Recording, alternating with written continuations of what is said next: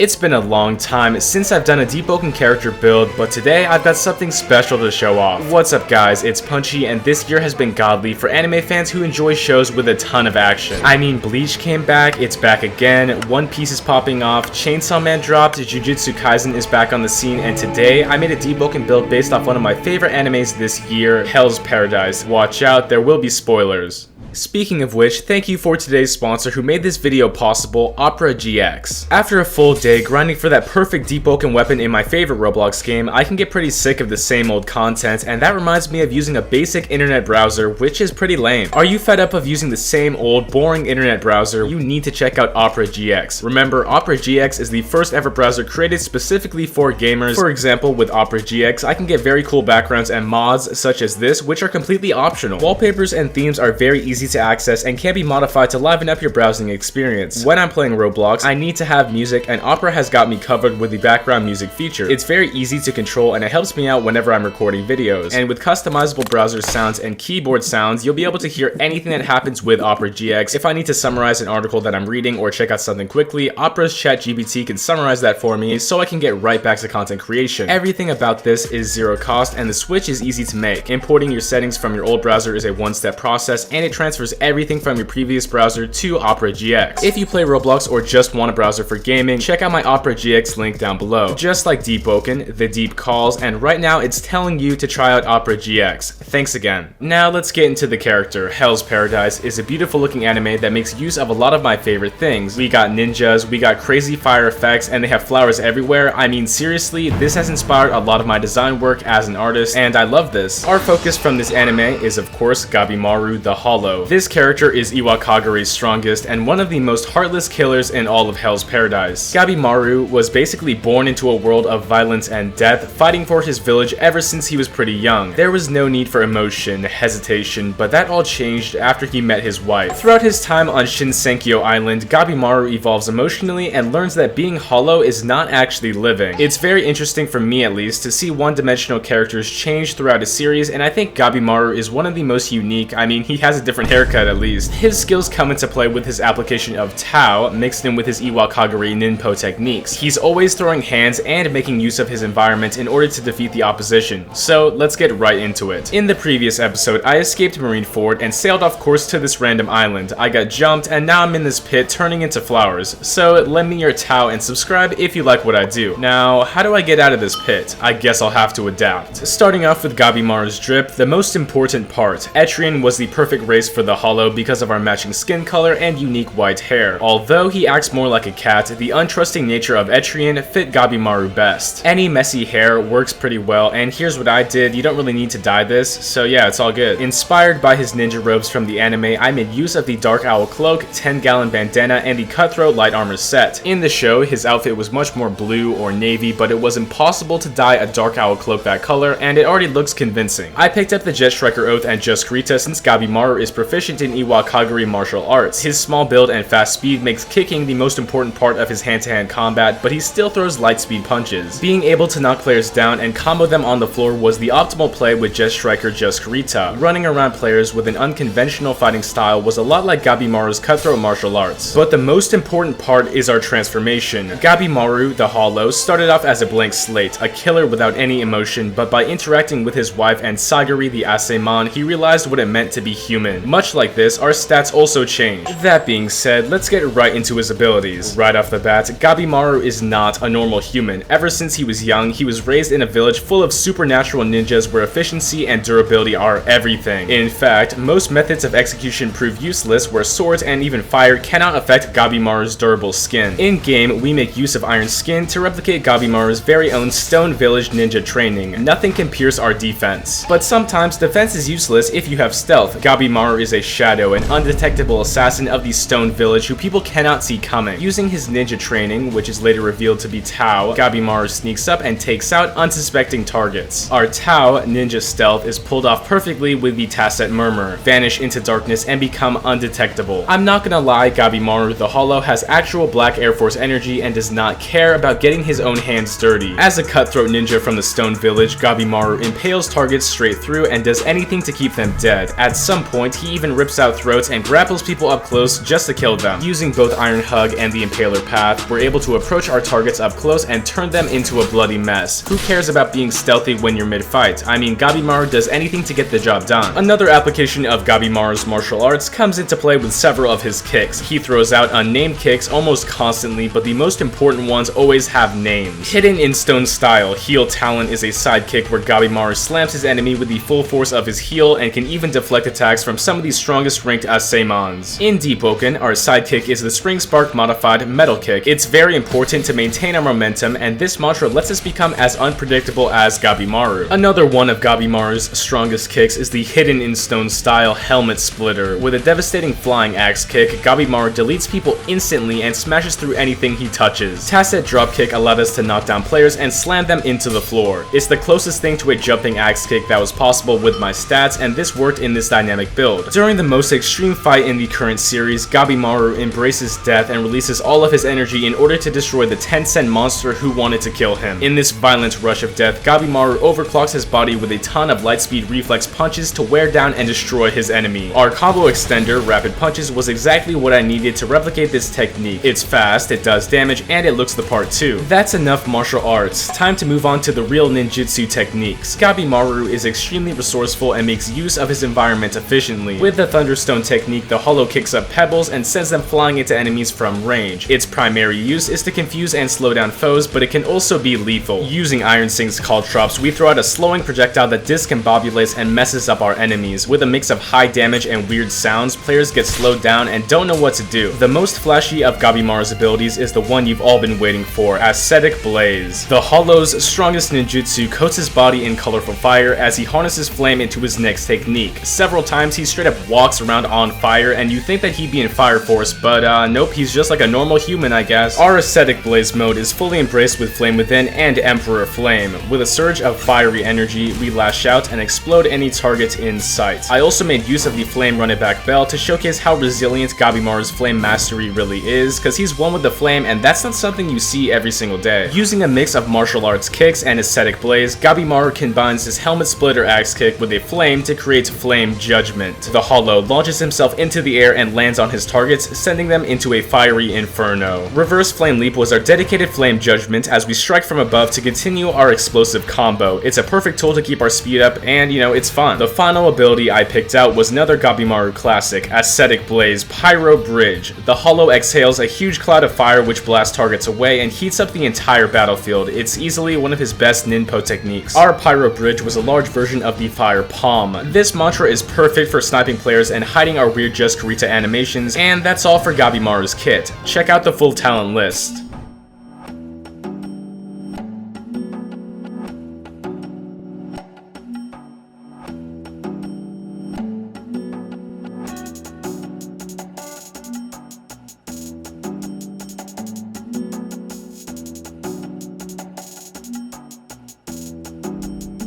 Finally, let's get into some fights with Gabimaru the Hollow. Enjoy!